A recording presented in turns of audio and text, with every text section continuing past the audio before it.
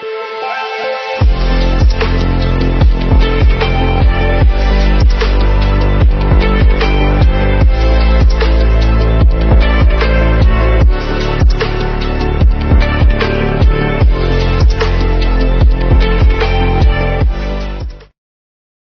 welcome back to another week in financial fitness with myself, obviously Patrick, presented by Soaring Prophets.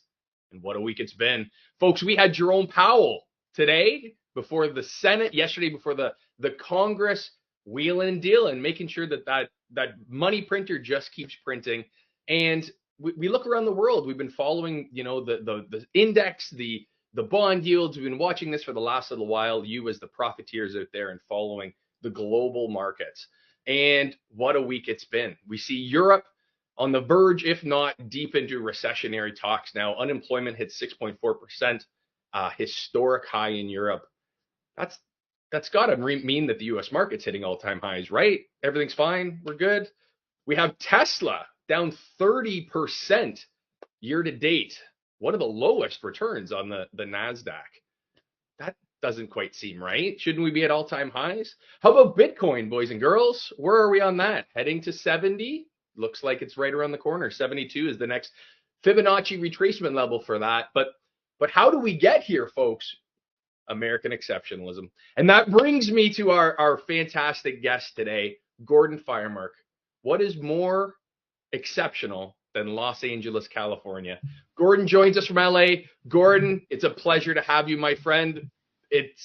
We met in Orlando. We set this up. It's been a little while coming. Thank you for joining us today, pal. Glad to be here, Patrick. It's great to catch up with you again. Thank you for that reference to American exceptionalism. I think it's actually more just American. Nobody knows what the hell's going on. That's why the markets don't follow. What's going on in the meetings today with, again, Jerome Powell, like I talked very briefly, it does sort of seem that way. We have these senators, we have these Congress people that are out there, and they're talking about bank charters. They're talking about some wild things that really the layperson is looking around like, how is this going to affect ourselves? But Gordon, we're not here to talk about that today. We're here to focus on the podcast lawyer, because one of the things that we've talked a lot about financial fitness is, you got to be doing something else. You might start off in real estate, you might start off in finance, but you've really kind of where we met with Healthcare Amplified is driving, a different and deeper message to your clientele, getting your image and likeness out there. And that's where you and we kind of started our conversation around these new NIL deals, NIL deals, from whether it be, these athletes that we had last week. We had a fantastic college athlete from Northwestern that was here, university, a fencer that is now doing a bunch of work. She's pre-law. And you, sir, you've already wrote the bar. You're ready to go and make sure these people get their products and that image in line. First of all, tell me a little bit about what you're doing in California and how do you become the podcast lawyer? Well, thank you for that. I'm an entertainment lawyer. Entertainment, media, and business law is my field, and I've been practicing in the fields of in independent film and television and a little bit of music, live theater, all those things since the early 90s. I've been at it for a really long time now, and I got started into the podcasting arena first as a listener and following a couple of the early leaders in podcasting. Leo Laporte is the guy who introduced me to podcasting, and then I started my own. And I in the course of doing that, I realized, well, I want to make sure I'm doing it right and I'm following the rules and the law is going to protect me and those kinds of things. So I went looking for resources on the subject and found none. So I dug in and did the research myself, and I ended up writing the book on podcast and blog law, basically. And that's now 15, 16 years ago I wrote that. So that's how you become an expert, is you do the research and you put in the work and you then shout it from the rooftops, I guess. Absolutely.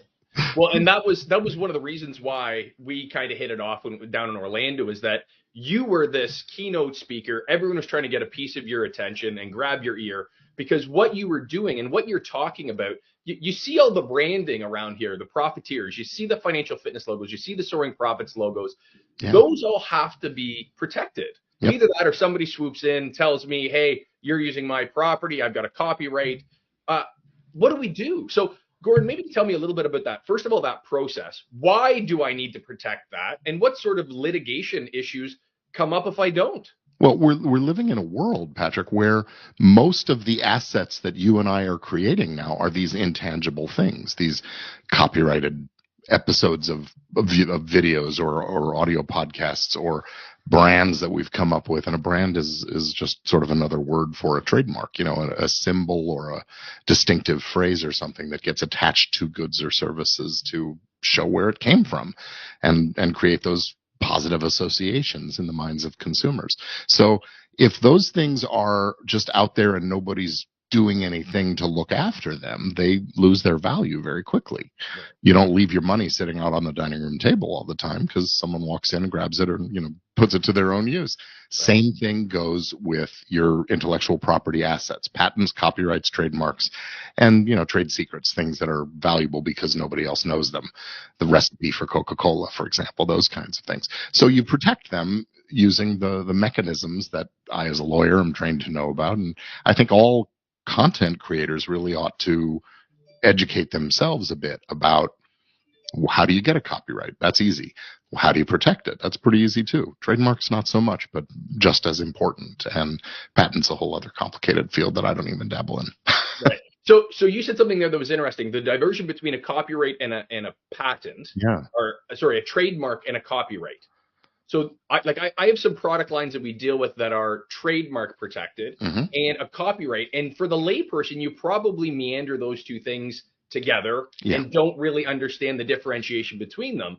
What is the difference between a copyright and a trademark? Well, let me cover all of them since I mentioned patents as well. Intellectual property is this sort of umbrella term that covers these 3 or 4 areas. The trade secret I'll leave out because I already explained it. But patents cover things like inventions, technology, unique, non-obvious processes and systems that someone might develop for making something happen in a machine or a development of a strategy or something like that. And if it's original and non-obvious, you can get a patent and it can be yours alone for 20 years or so.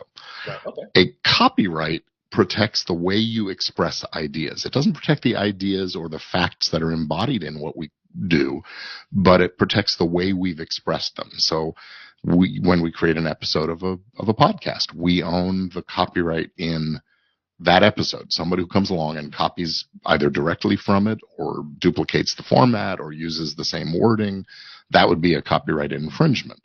And a trademark is that brand that we talked about, that distinctive symbol that creates the positive association. So that might be the title of your show or the name of your product line or something like that. So you can, in the course of having a product line, you might have all 3 of these things, the invention, the content itself, but also the identifying brand that's attached to it. And it's this suite of intellectual property law that we use to protect and ensure the value. So when clients come to you, at what stage of the business are they coming to you? Because it sounds like it should be the first phone call. Thank you for saying that. Yes. Right. Most of the time when they come to me, it's far too late in the process. Right. That's the first thing that comes to mind, right? Is that they're like 9 years in, somebody's been flagged on something, and they're like, hey, we got to call Mr. Firemark here. Get that guy on the phone. I often have to sort of hold myself back from saying, gosh, I wish you'd called me 5 years ago or even 5 weeks ago, Right. Because oftentimes there's some kind of a problem. Either somebody's using a title that's the same as their title, or they're being threatened with a cease and desist order or something like that because they've chosen a title or they've copied something they shouldn't. They've used a piece of music in their podcast episode or something like that.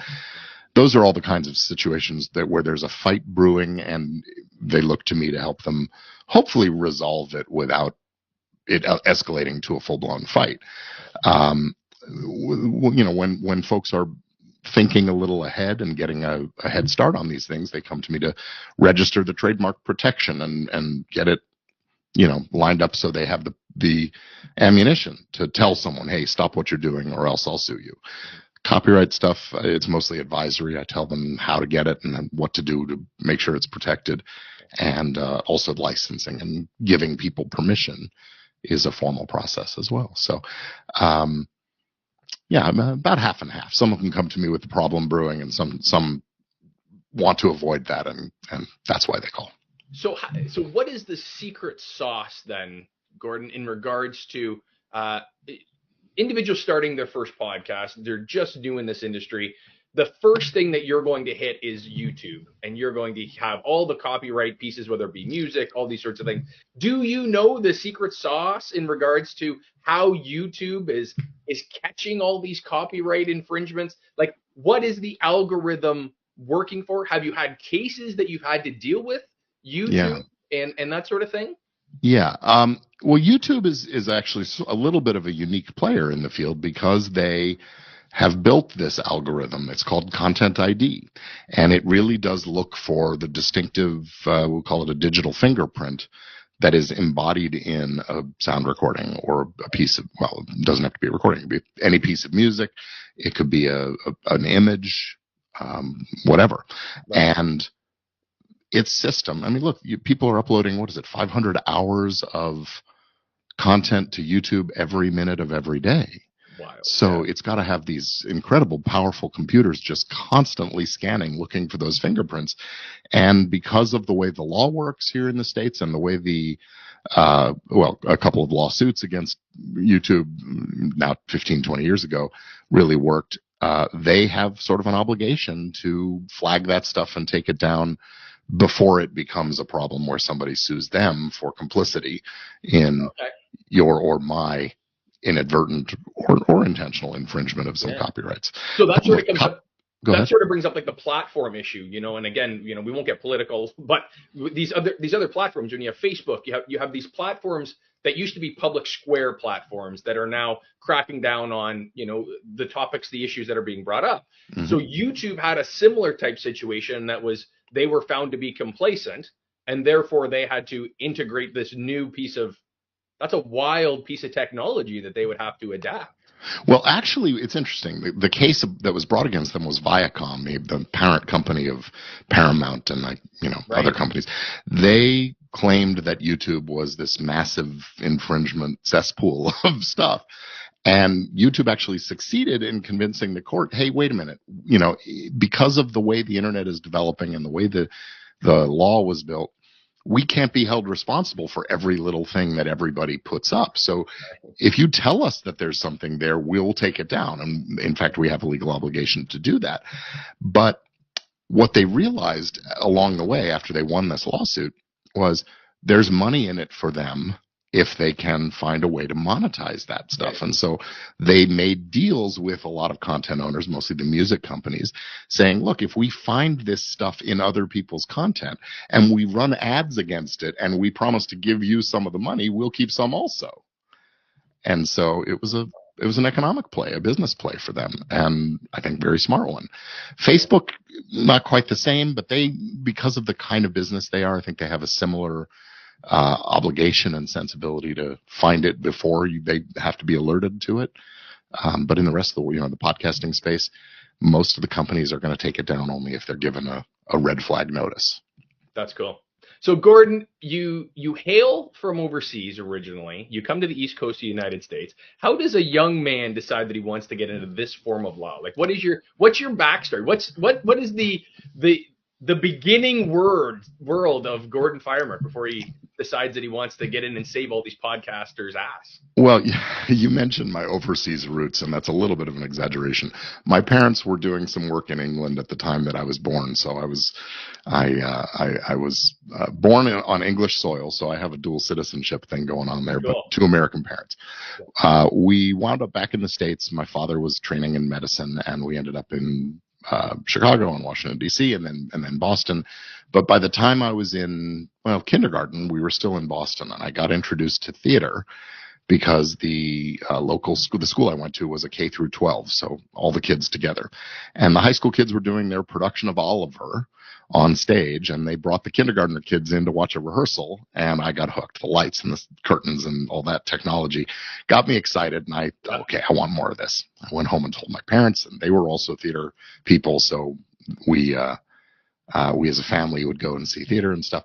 I love that. A few years later, we've moved across the country for my dad, who had a medical practice here in California now, and he and I got involved in some low grade trouble with my friends at school. A little vandalism, a little low grade trouble, right? I think you call it protest. We'll just call it protest. Yeah, that I was Whatever rebelling. You want to angle that. Yeah. So somehow the school principal latched onto me and pulled me in one day and said, "I need you to run the lights and sound for the school variety show." I love that. And there I was, pulled back into the theater environment, now a techie. And that stayed with me through high school and into college. I worked professionally as a sound technician in theater, really all the way up through law school.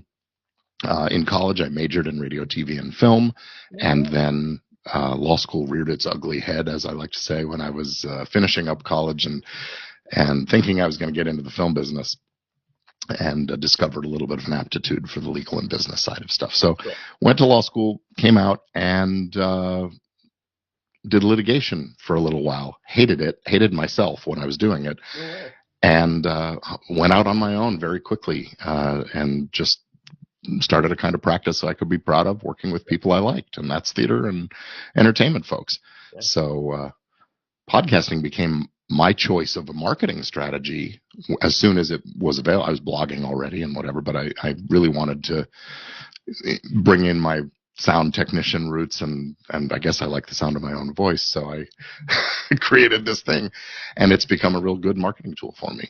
So absolutely. And again, folks out there, like I evaded to it earlier, but meeting at Podfest in Orlando, Gordon's like a celebrity down there. He's one of the guys that has been around there a very long time, started with Chris, helped him out. I think he's done some legal work there as well. Very well respected in this space. And I wanted to get to your backstory a little bit, because again, you and we had the conversation at the pool. Yeah. Maybe a cigar, maybe a scotch was had, but we'll leave that for where it is. But when you have that background and that passion in the arts, and then this new platform, this new opportunity where, I don't know, folks, if you can check out that studio, like he's got the lighting done, his sound, the mic is perfect. He's put some time, he's put some effort into this, but this is a new platform. You folks that follow us, the profiteers out there, James and I have been working and developing to find out a medium to get our messaging out there, but we're new. Right. This is one of the original guys. This is one of the OGs, if you will, that started this. And we had Glenn the Geek on doing a brief little interview. These guys have been doing it for a very long time. You see podcasting, Gordon, coming down the track. You see that there's going to be an opportunity there. You get back to your dramatic roots. But what was it about podcasting that you're like, hey, first of all, from a legal perspective, there's a business opportunity. But I think there's a real niche market that's going to develop here as this grows. What was it for you that kind of fire started you, if you will, to jump into the platform?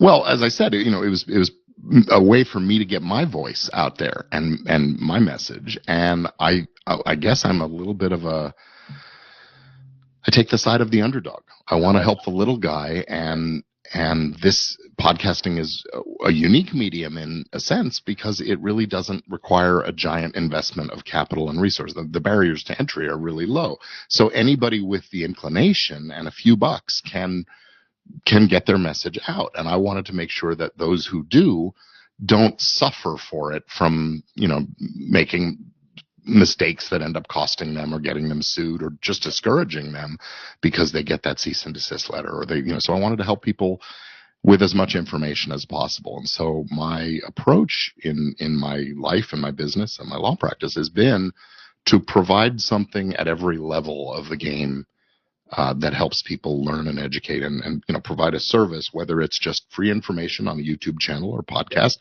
or downloadable forms and templates that they can use to protect themselves with the right kinds of contracts with their team, or whatever, showing people how to register their own copyrights and trademarks, all the way up to the done for you service where I do it for them.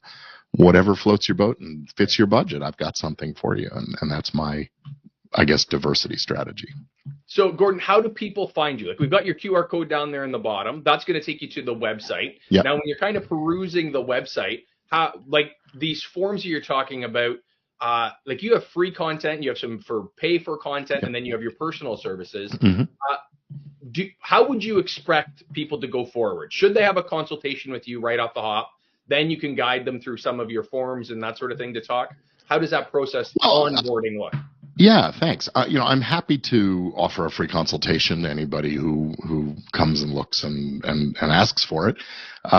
Best thing is to visit the website. There are two. One is gordonfiremark.com, maybe firemark.com. I don't know I don't know where this QR code is linking. That one's taking you to Firemark. Okay, firemark.com is the law practice. My sort of broader umbrella site is gordonfiremark.com, or you can go to thepodcastlawyer.com. All of them will give you access to most of the same information. It's like you've done a good job making sure your name is like well searchable, well protected. It's almost like you know a guy or something in that space. Well, I'm fortunate to have a distinctive name. It's, not like johnsmith.com or something like that. So, anyway, what I would say is best way to get to know me a little bit and maybe get some of your questions answered might be just, look at my YouTube channel. G Firemark is you'll find me, and listen to my podcast and things. And if you have questions that you're not finding the answers to, or you need more specifics, reach out to me. We'll set up a consultation. I love to do Zoom calls with people just to get to know you and show off my studio. And then we can take it from there. I might point you at my online course. It's called Easy Legal for Podcasters, or I might suggest we do a done-for-you legal service package of some sort. And like I said, I got something for everyone. Perfect. Now, you did sort of, lead into the Firemark last name being a little bit unique.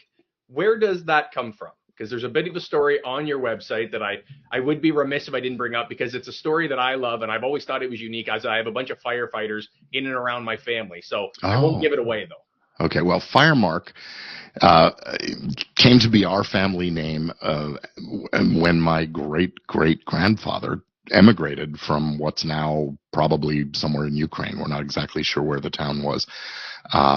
The Jewish immigrants of the beginning of the 20th century.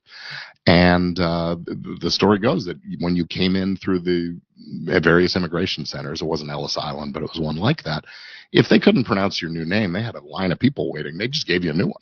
Right. And Firemark was it. We think it's either phonetically or somehow literally or symbolically related to what he did for a living. We don't know, because he died young. But so anyway, maybe it was a lamplighter or something like that. But Firemark is also a word in the lexicon that was used by fire insurance companies in England and then the U.S. To be an indicator that you had a policy with them, and they would give you a brass plaque or a bronze plaque that you would attach to the lintel of your front door. And if your house was on fire and the fire brigade came, and the fire brigades were paid for by the insurance companies, if you didn't have the right plaque on your Firemark on your door, they'd let the house burn down. So you had to have the right one for the right neighborhood and that kind of thing. So it was a little bit of a protection racket back in those days. Yeah. I love it. You could still say that about insurance, couldn't you? Well, especially where we are with the premiums. Warren Buffett has done quite well with his investments on the insurance business. I tip my hat to him. But folks, again, do not miss the Firemark here. Don't let your business burn down without having the right guy behind you. Gordon, it's been an absolute pleasure, pal. I'm glad we got a chance to catch up a little bit after Orlando. You were a highlight. And again, maybe, the cigars and maybe a drink by the pool with everyone. It was an absolute pleasure, my friend. Like always, folks, stick around next week. We're always bringing fantastic people, their stories, a little bit how they could help you. But as always, folks, let's make some money together.